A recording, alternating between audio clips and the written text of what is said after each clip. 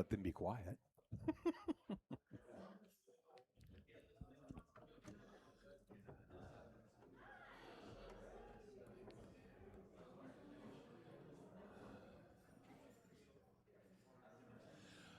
Well, good morning, everybody. In 1986, in the spring of 1986, I had been in Bowling Green a year. I came here in December of 2000, excuse me, 1985 or 84. Is that right? No. Yes, it's right. 84. And anyway, I was bored by the spring of 1986, so I decided to take some piano lessons. And I went there, and my teacher was Sylvia Kirstenbaum, who passed away on March the 22nd. And Sylvia, she recognized me. Number one, she realized really quick I would never be one of her star pupils. However, she did recognize somebody who worked for her most of the time. And so we had a wonderful relationship. She got me a scholarship so that I could go to school and I could finish a music degree. And she was one of my real champions in doing that for me, and we remained friends.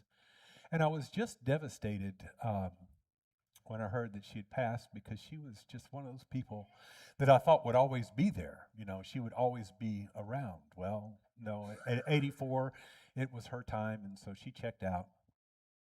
But the last time that Greg and I went down to Costa Rica, I had planned on relearning a prelude and fugue, not just the fugue, but a prelude and fugue in D minor, because this is one of the pieces that I worked on with Sylvia, and I wanted to play it for her when I got back. Well, that's not to be, but as it were, I'm going to play it for you guys. She loved Bach as much as I did. Bach is the bane of every single piano student because it is fiendishly difficult to learn. Um, Maybe some of them are easier than others. But this fugue has it all. I mean, it really does. It has everything except the double time, but it has retrograde, it has stretto, it has um, all the elements of this really rigid, formalistic structure of music. And how Bach would put these things together and still have them sound beautiful is still a mystery to me, how he does that. Anybody who's ever tried to compose a fugue that sounds decent, other than say Mozart or Beethoven or some of the or Liszt, of course, or Schubert, some of the greats, realize that it's extremely difficult to have fugues come out sounding quite this way. So I'm going to do the prelude and fugue in D minor. Is from the first book, the first well-tempered clavier.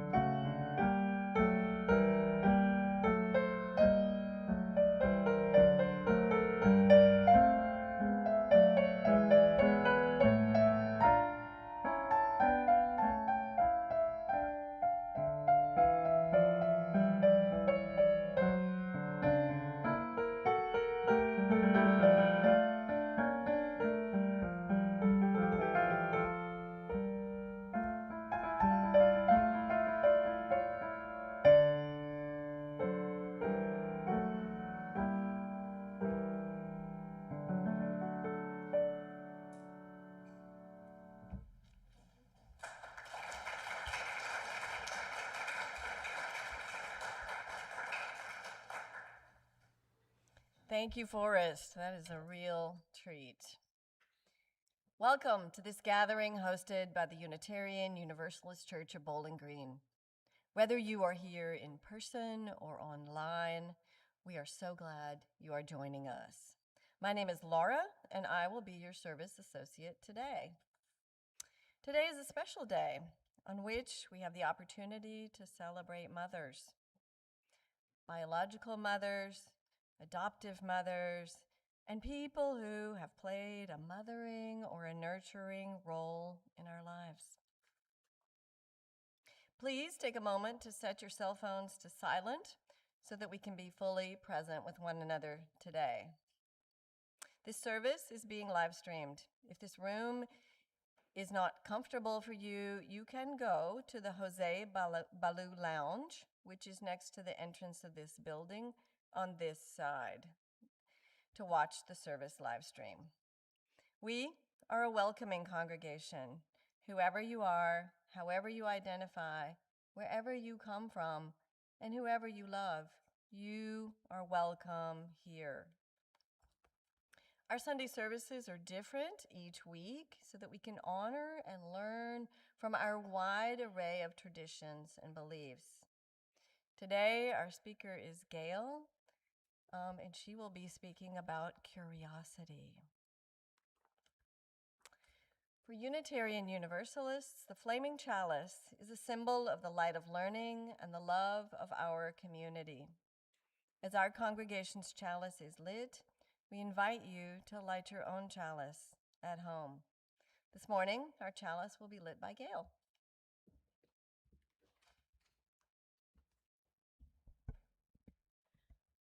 We seek our place in the world and the answers to our heart's deep questions. As we seek, may our hearts be open to unexpected answers. May the light of our chalice remind us that this is a community of warmth, of wisdom, and of welcoming multiple truths.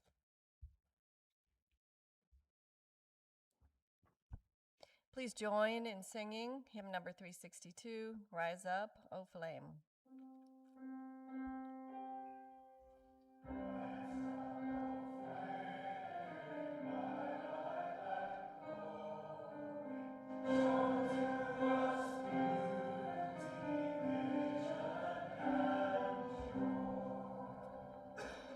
This morning, Matt will be sharing our opening words.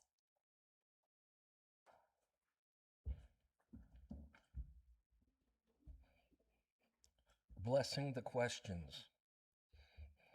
Let them come, the questions that storm through the crack in the world. Let them come, the questions that crawl through the hole in your heart. Let them come, the questions in rage, the questions in fear. Let them come, the questions that whisper themselves so slow. The questions that arrive with breathtaking speed. The questions that never entirely leave. The questions that bring still more questions. Let them come, the questions that haunt you in the shadowy hours. The questions that visit in the deepest night. The questions that draw you into rest, into dream. The questions that stir the awakening world.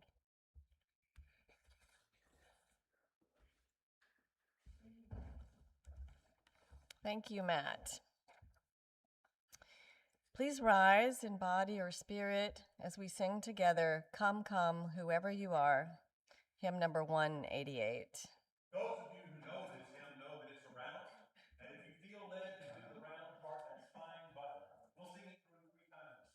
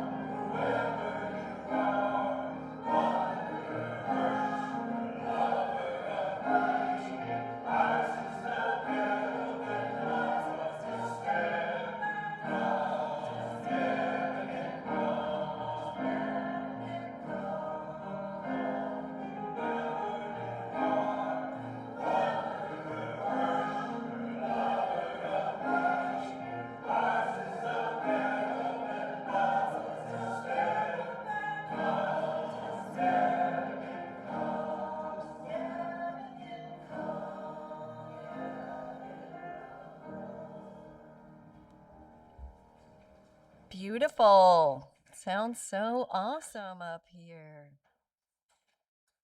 Each week, we take a moment to read together some part of our Unitarian Universalist heritage. We invite you, as you are comfortable, to share in this affirmation, and we'll start by reading aloud our vision statement.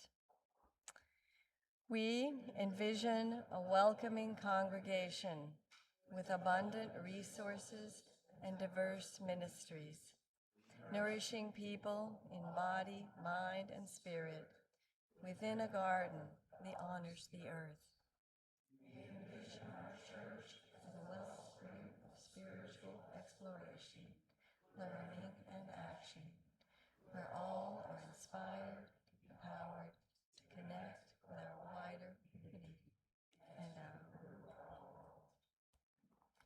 Today, we're also going to read one of our UU values, and this one is pluralism. So again, if you feel comfortable, please read along. We celebrate that we are all sacred beings, diverse in culture, experience, and theology. We covenant to learn from one another in our free and responsible search for truth and meaning. We embrace our differences and commonalities with love, curiosity, and respect. This morning we have a time for all ages, and that will be presented today by Gail.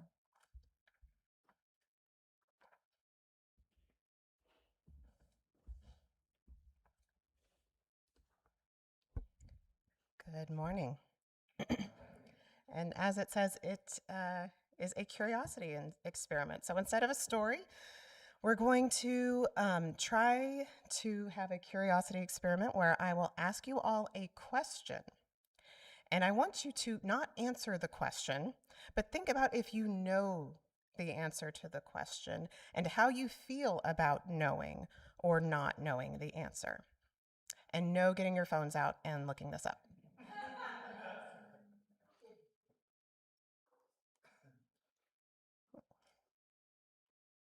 Gotta turn it on. If you see one octopus and then you see another octopus, what do you call them? Or what is the plural of the word octopus? So like if you see one mouse and you have another mouse, you see two mice. Or if you have one dog and you add three more, you have four dogs. So what is the word you use when you have more than one octopus? Do you think you know whether you know the answer or not? Okay, now, I want you to rate yourself silently on how you feel about knowing the answer to this question. Don't know, don't care. You can't think of a time in your life this information would be useful. Aren't sure but want to know? You're curious about what the answer is? I think I know, but I want to double check. And I absolutely know the answer. I'm positive, no questions. All right, did you figure out where you are on a scale of 1 to 4? I want you to sit with this. How does it feel to be where you are? What would make you more certain? What would make you more curious?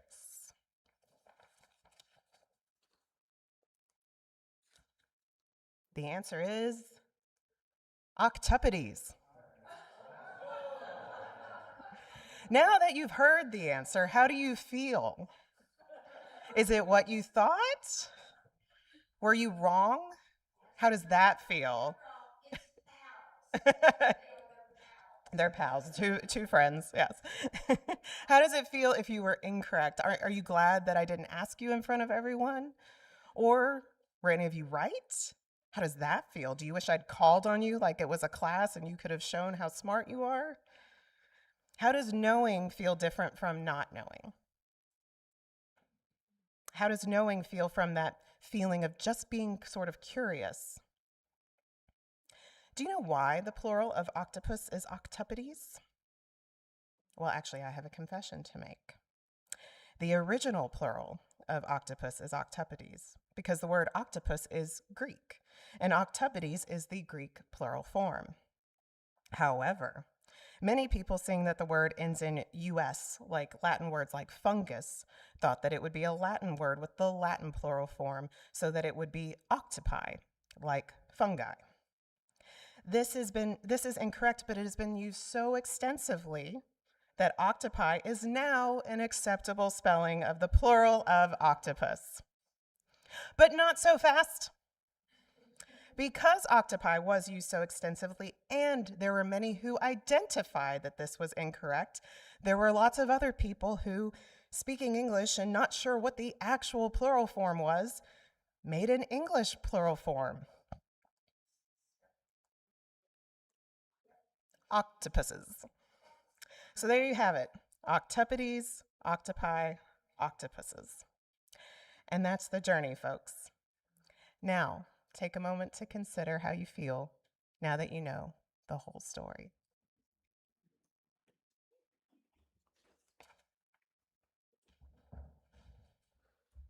That was a lot of fun. Okay. As the children go out to their own religious exploration, please remain seated as we sing them on their way with Go Lift It Up. Yeah.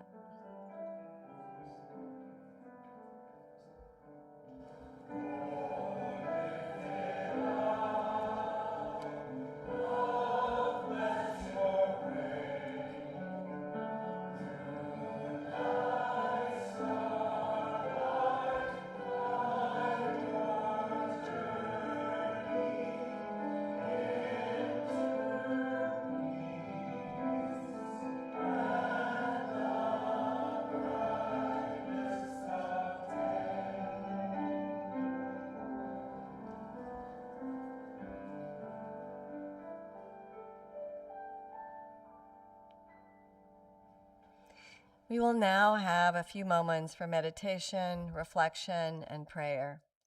The singing bowl will lead us into silence. After the silence, you're invited to join in the song Spirit of Life, which is hymn 123 in the gray hymnal, and the words will be on the screen.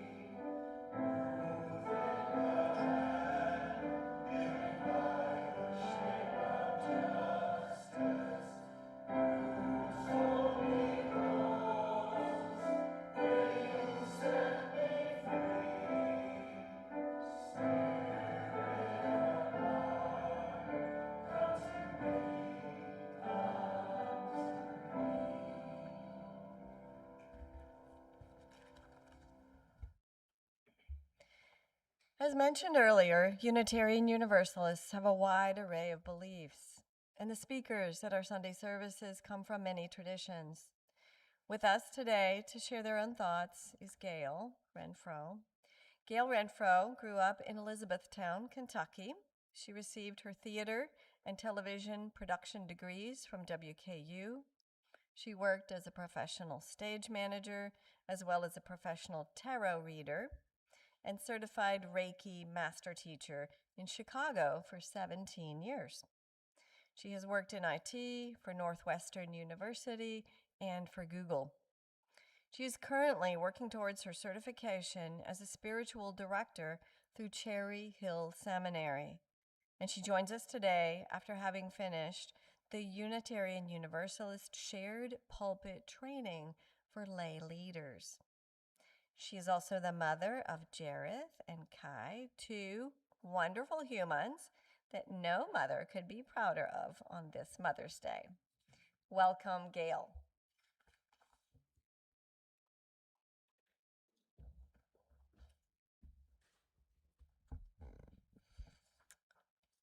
Hello, everyone.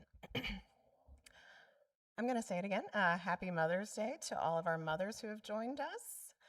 Unfortunately, or fortunately, depending on how you look at it, I will not be gushing on the virtues of motherhood today, although they are plentiful. Instead, I would like to talk about something that mothers experience quite a lot in their lives: curiosity. Why is the sky blue, Mommy? Why is the grass green? Where does ice cream come from? Is God real? What happens when you die? Are we there yet? You get so many questions. A child's curiosity opens our eyes to things we don't think about. Why is the sky blue? How do they make ice cream? What is the plural of the word octopus?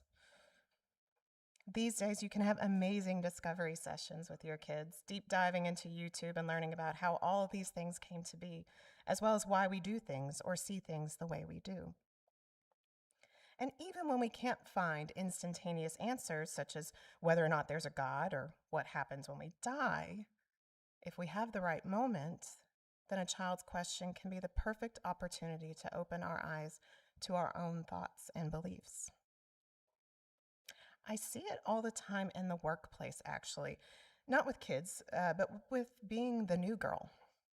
I've changed teams, jobs, clients, projects, and one question I always ask before joining a new team is, what do you see in me that you look forward to having on the team? And the answers vary here and there, but something you almost always hear brought up is, you'll bring a fresh perspective. I know what they mean when they say this because I also get excited by a fresh perspective.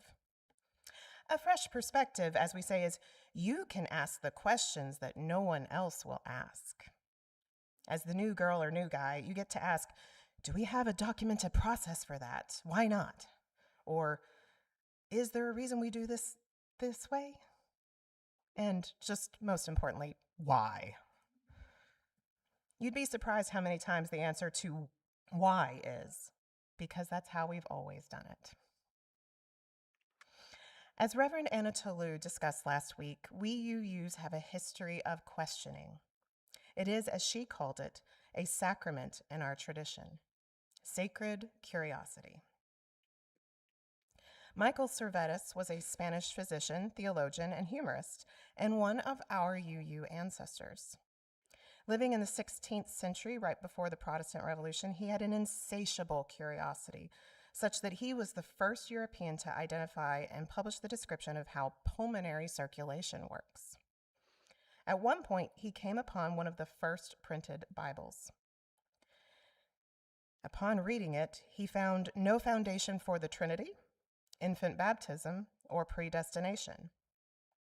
He published his findings, which angered not only the Catholics, but the new Protestants of the time with whom he had taken refuge in France. He was burned with his books for asking, why do we believe this? And where did this doctrine come from? I'm glad to say that I've never had that type of reaction at work, but that is not to say that I haven't been dissuaded, discouraged, and point blank asked to drop certain topics because, quote, there's no point in trying to change these things. It's hard to stay curious under those circumstances, even for kids. As I said, they can ask a lot of questions, and some days you don't know how to answer them. And some days you just want them to stop asking. So how do we keep that curiosity, that fresh perspective? Dr. Judd Brewer, a neuroscientist at Brown University, studies curiosity. And he pointed to a study proving that the thirst for knowledge is a real human impulse, seeing dopamine triggers between the reward centers of the brain and our memory centers. He also conducted another study with primates that found that they were willing to give up rewards like food and water in order to instead learn something new. The thirst for knowledge, and now you can know it all. The answer to every question mankind has been able to digitize is all at our fingertips. Surely this feeds our curiosity, right? Surely we find the answers, get that dopamine hit, and we feel good for the rest of the day. Now I know the plural for the word octopus. And we retain this information, right? And we don't find ourselves doom scrolling looking for the answers to life and whether or not gas will ever get cheaper, inflation will go down, or whatever it is we want to know, right? Dr. Brewer describes this type of curiosity as deprivation curiosity. Deprivation, or de-curiosity, is what you feel when you get a text notification on your phone during a meeting and you get distracted thinking about who it might be from. De-curiosity is what you feel when you see someone you recognize but cannot quite recall their name and you're just dying to remember. Deprivation curiosity can be solved easily with questions like, what do you call more than one octopus? De-curiosity can be a quick fix, and the internet algorithms and the AI prompts all love a de-curiosity question. You go looking for the name of an actor you saw in a movie, and 3 hours later you're learning about quantum computing proof encryption, or the West Virginia mine wars, or what Barack Obama eats for breakfast every day. Yet somehow it still feels like we don't actually learn anything, do we? Scientists have determined that we live in an age of information overload, a plague of TMI, too much information. We have all of the data, but the wisdom for processing that data cannot keep up with the information and misinformation we bombard ourselves with day in and day out. We know the symptoms of this plague. Fatigue, as our brains work harder and harder every day to take in every shred of information that might help us. Stress, as we feel that we are missing something, taking in all the data but unable to process it. Reduced attention spans, as we ricochet from one piece of information to another, trying to identify which piece of data will help us the most. Decreased memory retention, as our brain learns to ignore the vast majority of information it receives in order to find what might be meaningful. And finally, an inability to make decisions, as all of this data is not knowledge. All this information does not necessarily lead to understanding. De-curiosity is the junk food curiosity. It will fill our sweet tooth craving or our salty snack craving with some factoids, and then we move on without actually knowing what to do with the information. However, the other type of curiosity, Dr. Brewer tells us, is interest curiosity, or I curiosity. While de-curiosity fills us with a sense of uncertainty and discomfort about not knowing something, I curiosity, when we feel it, fills us with a sense of wonder and awe as we discover something new. De-curiosity is about the destination and filling the addiction to needing to know.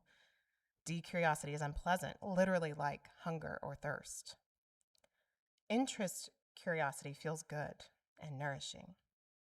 I curiosity is about the journey to new awareness. Eye curiosity is what doctors encouraged during an experiment where they asked overeaters and smokers to try mindful eating and mindful smoking. They do not ask their patient to stop the habits, but instead say, the next time you grab a sweet or a cigarette, take a moment to note your feelings. How do you feel before, during, and after the experience? With this technique, a lot of smokers became aware that cigarettes, quote, smell like stinky cheese and taste like chemicals. Overeaters became aware that they felt bloated and that the food did not taste as good as when they were hungry.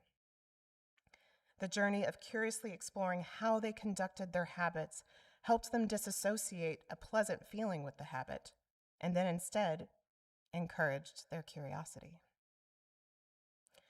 So, how can we foster more eye curiosity when we have the junk food to feed our D curiosity right here? Shunryo Suzuki is a Zen Buddhist teacher who wrote the book Zen Mind, Beginner's Mind, about the Zen practice of Shoshin. His book outlines different ways to take on a beginner's mindset. First, through meditation and mindfulness. I mentioned the findings on mindful eating and smoking and how this curious discovery and mindful focus awakened people to the detriments of their bad habits. You can do this too by practicing mindfulness in your everyday life. A way to do this is approach an everyday activity and try to imagine as if you'd never done it before. Take a bite of something and imagine as if it's the first time you've eaten it. Describe it to someone nearby. Look at art or poetry that you have never enjoyed before and sit with it until you find something you can appreciate, or at least why you don't appreciate it. You can also open up your eye curiosity and the beginner's mindset by arguing with yourself. Find reference and sources that oppose your own views. If that's a little daunting and difficult, specifically with how the algorithm moves us, then you can try learning a subject by acting like you plan to teach it. How would you explain a topic that you are not an expert on to someone new to the idea so that it is fresh and fun and exciting? Did you know that artificial intelligence can't do that? It cannot explain how it came up with an answer. I'm sure some of you have heard the story before about how someone asked, how many R's are in the word strawberry? And it replied, 2. There's a lengthy dialogue back and forth where it breaks down strawberry into 2 words, straw and berry, and that it recognized 1 R in the word straw and 2 R's in the word berry, and yet it maintains that there are 2 R's in strawberry. The reason for that is a little long-winded, mostly because it has been trained through language and not through math. But you can find several examples where AI does not know why it came up with the answer it did. And it could be wrong. Because let's not forget, it only knows what we know, or what we think we know. If we had ChatGPT 600 years ago, it would have told us that the Earth is flat. If we had Google Gemini 200 years ago, it would have told us that humans most decidedly did not descend from apes. If we had Claude 100 years ago, it would have told us that we would never reach the moon. As Suzuki said, in the beginner's mind, there are many possibilities, but in the expert's, there are few. To have a beginner's mind, you cannot rely on assumptions of those who came before. You cannot assume that what was true yesterday is still true today. Jack Kornfield, another Buddhist teacher, said, in close relationships, if we rely on assumptions, we lose our freshness. Whether as parents or lovers, what we see about those close to us is only a small part of their mystery. In many ways, we don't really know them at all. And through beginner's mind, we learn to see one another mindfully. In this way, we can see that eye curiosity could also stand for interpersonal curiosity, because it is about taking the journey with another person to see their perspective, their fresh perspective. To give you an example, I'm going to conduct a different experiment real quick, similar to our experiment with octopodes.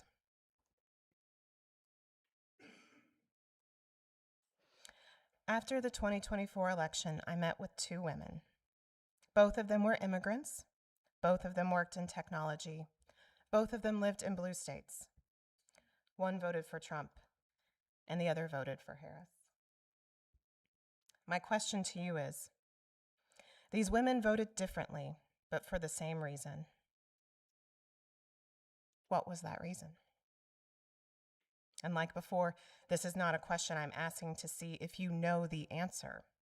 I'm asking the questions to see how you feel about the possible answer. I'll repeat the ratings for you. Don't know and don't care. Aren't sure, but want to know. I think I know, but I want to double check. I absolutely know the answer. I'm positive. Yet again, I ask you to sit with how this curiosity or lack thereof feels. I want you to feel what the certainty and the uncertainty feels like.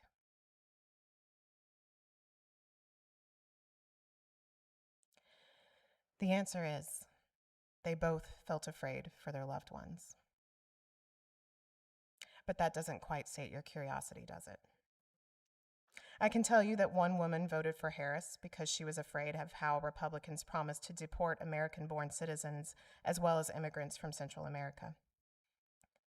I can tell you that the other woman voted for Trump because she was a Jew, and as she put it, the more the Democrats speak out against Israel, the more anti-Semitic hate is being spread, and I've seen Jews attacked in the streets of my own city. If you are feeling interest, curiosity right now, you would want to ask them more questions.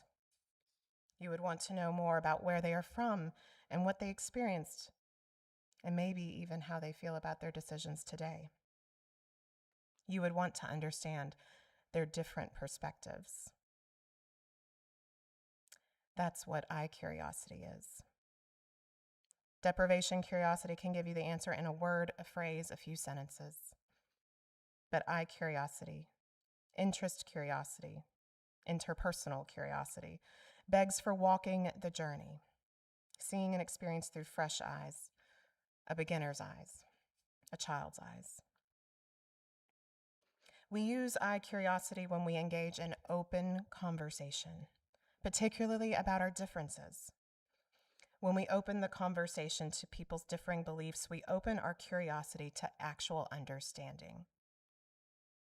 Monica Guzman, a senior fellow at Braver Angels and author of I Never Thought of It That Way, encourages to seek understanding of one another by starting with our relationships and not with issues. Discuss your feelings about disagreements with others by saying, I'm wrecked by what is happening, and I need you to know how this is landing for me. And not by saying, I need you to agree with me. From there, the other party can see that your feelings are truly your feelings, and then from there, conversations can start. From there, she says, we can undrown together. The beginner's mind asks us to pause, embrace, explore, and experience. Kids ask questions not to solve problems or to have an answer, but to discover a new way of seeing the world, a new way of seeing each other. As you use, it's important to do this because we affirm the inherent worth and dignity of every person. We affirm a free and responsible search for truth and meaning. We affirm the goal of a world community with peace, liberty, and justice for all. And because at the center of the UU values is love. And we find love by looking for it, by searching for it, by being curious about it, by walking the journey together.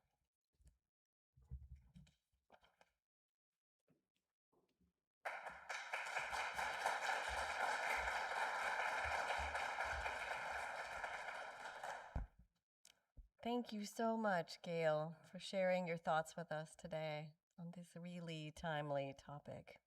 Thank you. Yeah. As you can see, our Sunday services are different each week so that we can honor and learn from our wide array of traditions and beliefs. If you have questions about Unitarian Universalism or about joining this congregation, please speak to a member of our membership team. Their name tags have an open book symbol. You can also email membership@uucbg.org.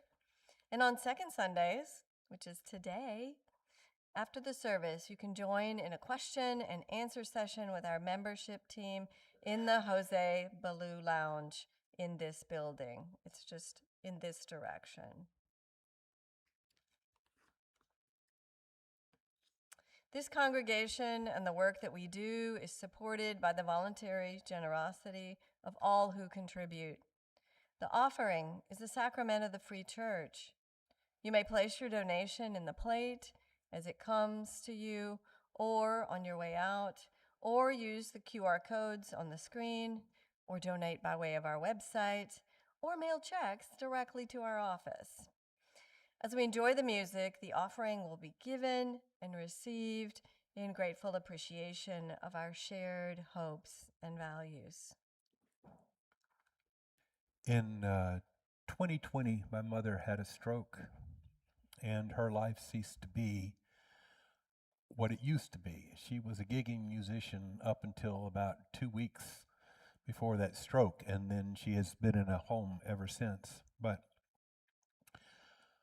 I was thinking about what to do for the offertory, and the more I thought about it, and the less I thought about it, I decided to do an improvisation, because whenever I would go home or go back to South Carolina, my childhood home, I would play, and sometimes my mother would come out and she'd sit and listen, and I gave her comfort that way. But I've not been able to do that for a long, long, long time.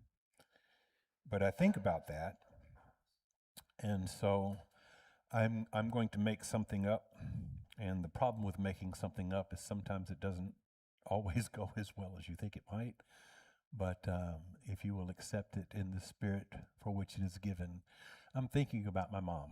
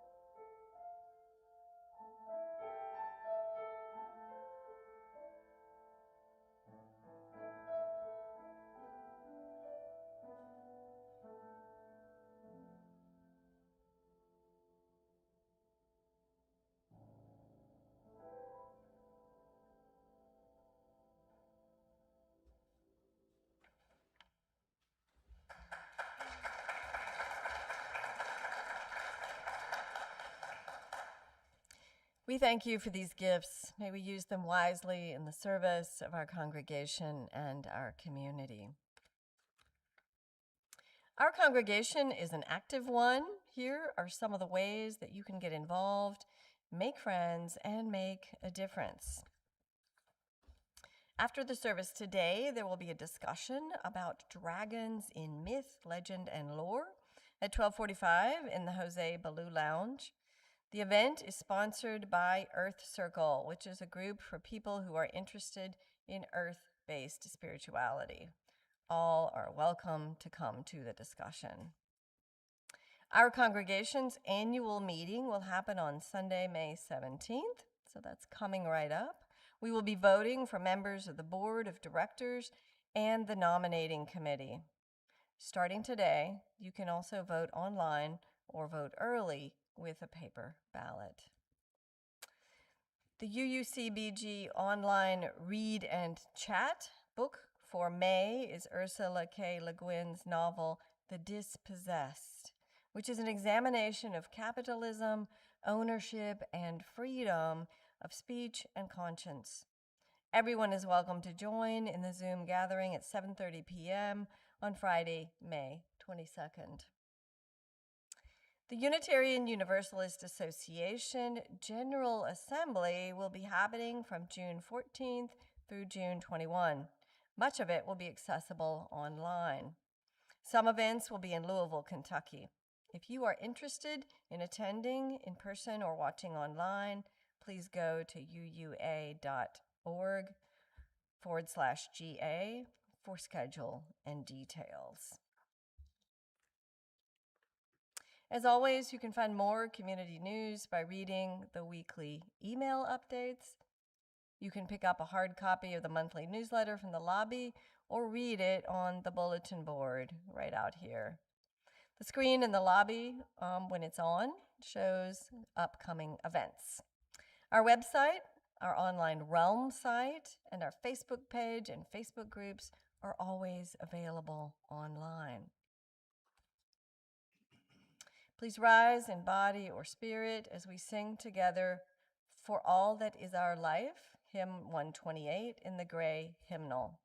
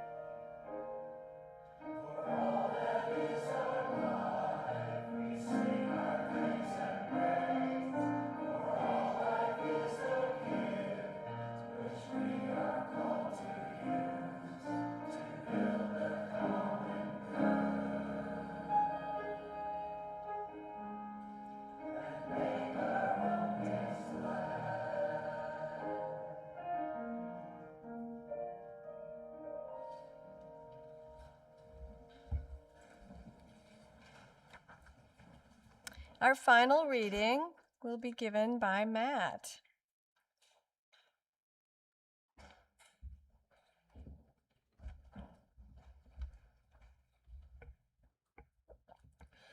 source of love and deep questioning. You move in the restless parts of us that ask, what else is true?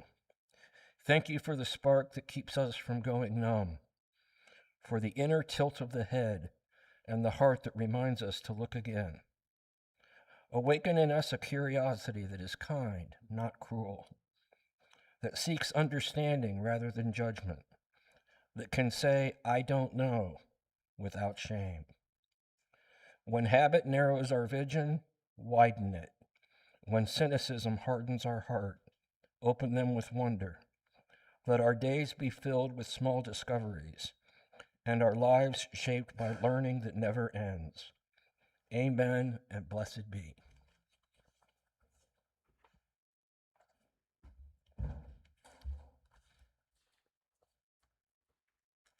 We hope you found this service meaningful, and we invite you to share your thoughts about today's service. You can send comments to sunday-services@uucbg.org. For those who are here in person, there's a blue box out in the lobby where you can leave suggestions and comments. It's right out here. You can also use the online form.